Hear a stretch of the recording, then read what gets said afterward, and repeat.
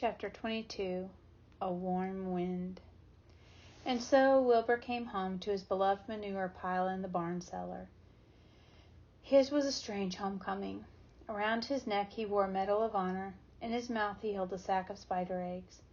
There's no place like home, Wilbur thought, as he placed Charlotte's 514 unborn children carefully in a safe corner. The barn smelled good. His friends, the sheep and the geese, were glad to see him back. The geese gave him a noisy welcome. Congratulations, they cried. Nice work. Mr. Zuckerman took the medal from Wilbur's neck and hung it on a nail over the pig pen, where visitors could examine it. Wilbur himself could look at it whenever he wanted to. In the days that followed, he was very happy. He grew to a great size. He no longer worried about being killed, for he knew that Mr. Zuckerman would keep him as long as he lived. Wilbur often thought of Charlotte. A few strands of her old web still hung in the doorway. Every day Wilbur would stand and look at the torn, empty web, and a lump would come to his throat. No one had ever had such a friend, so affectionate, so loyal, and so skillful. The autumn days grew shorter. Lurvy brought the squashes and pumpkins in from the garden and piled them up on the barn floor. The maples and birches turned bright colors, and the wind shook them, and they dropped their leaves one by one to the ground. Under the wild apple trees in the pasture, the red little apples lay thick on the ground, and the sheep gnawed them, and the geese gnawed them, and foxes came in the night and sniffed them. One evening, just before Christmas, snow began falling. It covered house and barn and fields and woods. Wilbur had never seen snow before. When morning came, he went out and plowed the drifts in his yard for the fun of it. Fern and Avery arrived, dragging a sled. They coasted down the lane and out onto the frozen pond in the pasture. "Coasting is the most fun there is," said Avery. "The most fun there is," retorted Fern, "is when the Ferris wheel stops and Henry and I are in the top cart and Henry makes the car swing and we can see everything for miles and miles and miles. Goodness, are you still thinking about that old Ferris wheel?" said Avery in disgust. "The fair was weeks and weeks ago." "I think about it all the time," said Fern, picking snow from her ear. After Christmas, the thermometer dropped to 10 below zero. Cold settled on the world. The pasture was bleak and frozen. The cows stayed in the barn all the time now, except on Sunday mornings when they went out and stood in the barnyard in the lee of the straw pile. The sheep stayed near the barn, too, for protection. When they were thirsty, they ate snow. The geese hung around the barnyard the way boys hang around a drugstore, and Mr. Zuckerman fed them corn and turnips to keep them cheerful. "Many, many, many thanks," they always said when they saw food coming. Templeton moved indoors when winter came. His ratty home under the pig trough was too chilly, so he fixed himself a cozy nest in the barn behind the grain bins. He lined it with bits of dirty newspaper and rags, and whenever he found a trinket or a keepsake, he carried it home and stored it there. He continued to visit Wilbur 3 times a day, exactly at mealtime. And when Wilbur kept the promise he had made, Wilbur let the rat eat first. Then, when Templeton couldn't hold another mouthful, Wilbur would eat. As a result of overeating, Templeton grew bigger and fatter than any rat you ever saw. He was gigantic. He was as big as a young woodchuck. The old sheep spoke to him about his size one day. "You would live longer," said the old sheep, "if you ate less." "Who wants to live forever?" sneered the rat. "I am naturally a heavy eater, and I get untold satisfaction from the pleasures of the feast." He patted his stomach, grinned at the sheep, and crept upstairs to lie down. All winter, Wilbur watched over Charlotte's egg sack as though he were guarding his own children. He had scooped out a special place in the manure for the sack next to the board fence. On very cold nights he lay so that his breath would warm it. For Wilbur, nothing in life was so important as this small round object. Nothing else mattered. Patiently he awaited the end of the winter and the coming of the little spiders. Life is always a rich and steady time when you are waiting for something to happen or to hatch. The winter ended at last. "I heard the frogs today," said the old sheep one evening. "Listen, you can hear them now." Wilbur stood still and cocked his ears. From the pond In shrill chorus came the voices of hundreds of little frogs. "Springtime," said the old sheep thoughtfully. Another spring. As she walked away, Wilbur saw a new lamb following her.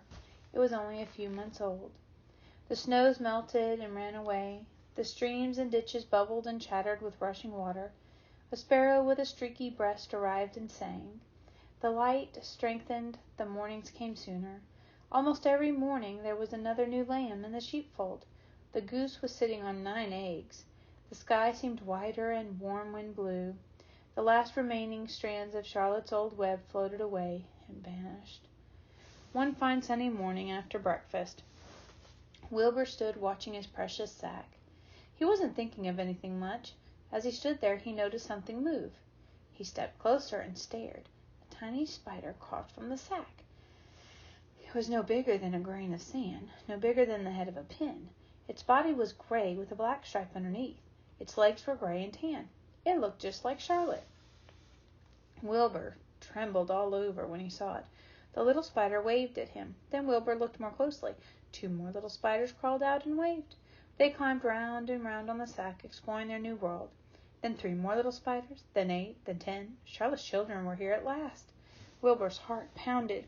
He began to squeal. Then he raced in circles, kicking manure into the air. Then he turned a backflip. Then he planted his front feet and came to a stop in front of Charlotte's children. "Hello there," he said. The first spider said hello, but its voice was so small Wilbur couldn't hear it. "I am an old friend of your mother," said Wilbur. "I'm glad to see you. Are you all right? Is everything all right?" The little spiders waved their forelegs at him. Wilbur could see by the way they acted that they were glad to see him. "Is there anything I can get you? Is there anything you need?"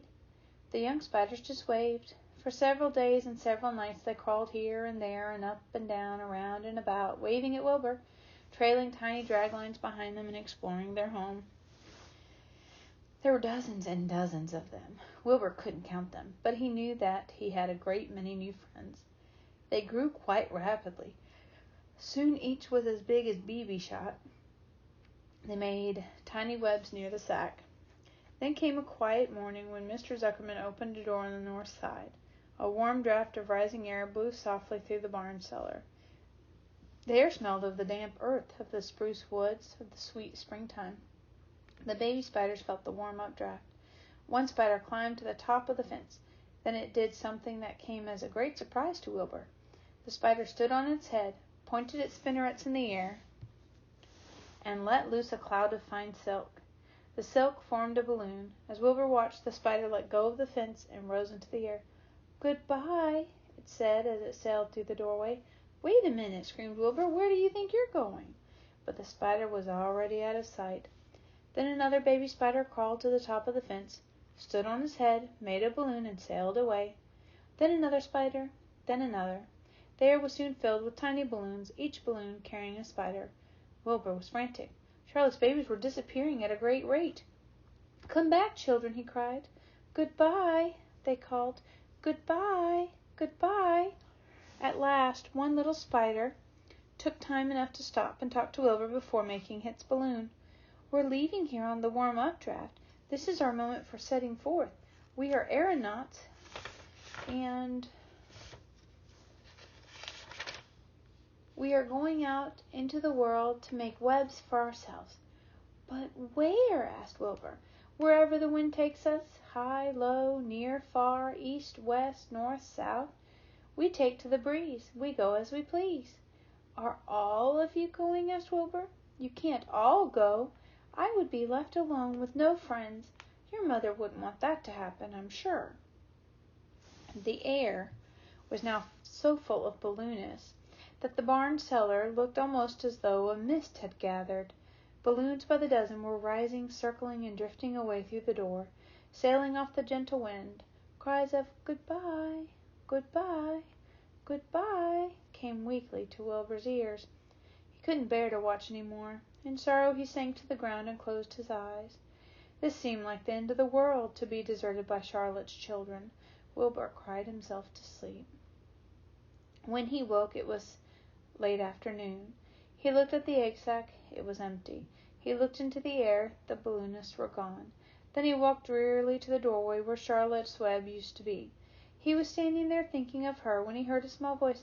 "Salutations," it said. "I'm up here." "So am I," said another tiny voice. "So am I," said a third voice. "3 of us are staying. We like this place, and we like you." Wilbur looked up, and at the top of the doorway 3 small webs were being constructed. On each web, working busily, was one of Charlotte's daughters. "Can I take this to mean," asked Wilbur, "that you have definitely decided to live here in the barn cellar, and that I'm going to have 3 friends?" "You can indeed," said the spiders. "What are your names, please?" asked Wilbur, trembling with joy. "I'll tell you my name," replied the first little spider, "if you'll tell me why you are trembling." "I'm trembling with joy," said Wilbur. "Then my name is Joy," said the first spider. "What was my mother's middle initial?" asked the second spider. "A," said Wilbur. "Then my name is Urania," said the spider. "How about me?" asked the third spider. "Will you just pick out a nice, sensible name for me? Something not too long, not too fancy, and not too dumb?" Wilbur thought hard. "Nellie?" he suggested. "Fine. I like that very much," said the third spider. "You may call me Nellie." She daintily fastened her orb line to the next spoke of the web. Wilbur's heart brimmed with happiness. He felt that he should make a short speech on this very important occasion. "Joy, Urania, Nellie," he began. "Welcome to the barn cellar. You have chosen a hallowed doorway from which to string your webs. I think it is only fair to tell you that I was devoted to your mother. I owe my very life to her.